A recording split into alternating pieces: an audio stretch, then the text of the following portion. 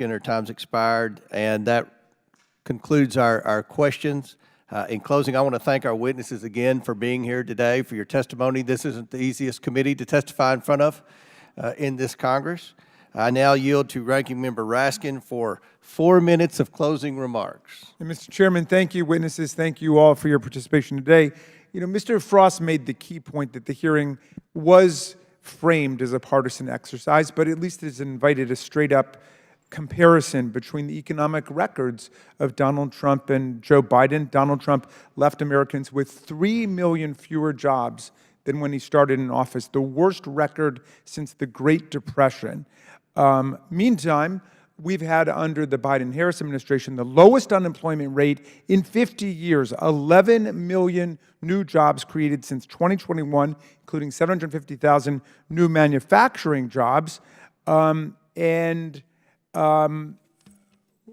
bringing inflation down dramatically, putting us at the very top of the G7 countries in terms of our ability to deal with the supply chain problems caused by COVID-19 and Donald Trump's lethally reckless stewardship of the country during that period when he was recommending that people inject themselves with bleach and hydroxychloroquine and all of these crazy things. But look, the Inflation Reduction Act dramatically reduced prescription drug prices in America. I had constituents who were paying $600 a month, Mr. Chairman, for their insulin shots as diabetics. The Democrats reduced that to $35 a month and made similar dramatic cost reductions across the board for 25 or 30 new drugs. That's dramatic change. Now, I know Republicans reject that. They're campaigning all over the country to repeal the Inflation Reduction Act, which did that. We also led to create, finally,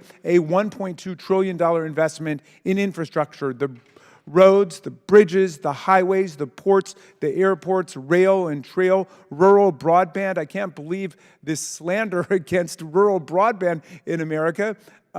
The program didn't start until this last summer. That's why that money hasn't been spent. At least one of the witnesses conceded there'd been lots of other money spent, but we're getting Republican governors like in Virginia and West Virginia praising the program because of the hundreds of millions of dollars that have been made available to the states in order to expand rural broadband. But I do want to commend you, Mr. Chairman, as well as the witnesses for your absolute forthrightness in bringing forward this panel of 2025, Project 2025 intellectuals, the people who wrote the plan, the people whose organizations have been involved in the plan, and the people who are defending the plan. I want to particularly commend Ms. Gunasekera. I hope I pronounced it correctly finally. No, but I maybe got closer. Gunasekera.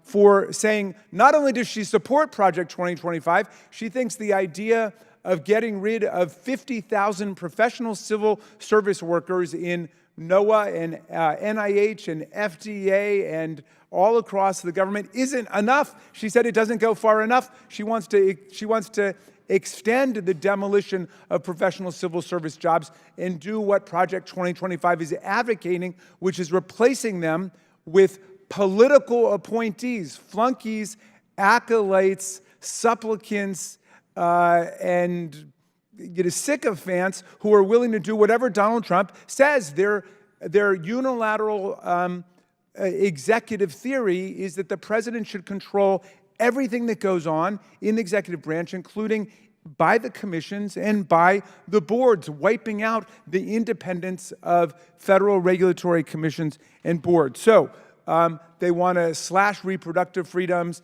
That includes IVF. It includes birth control. Abortion, of course, they want a national ban on abortion in America. That's the reality of what we're talking about, and you've put the politics of it front and center today, and I'm glad at least you've not been abashed about it the way Donald Trump is now running away as quickly as he can from Project 2025. You've put it forward, and I thank you for that, Mr. Chairman.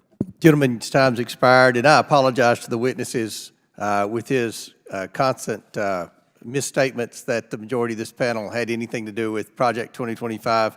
Honesty is not the ranking member's strong suit. So again, I apologize on behalf of this committee.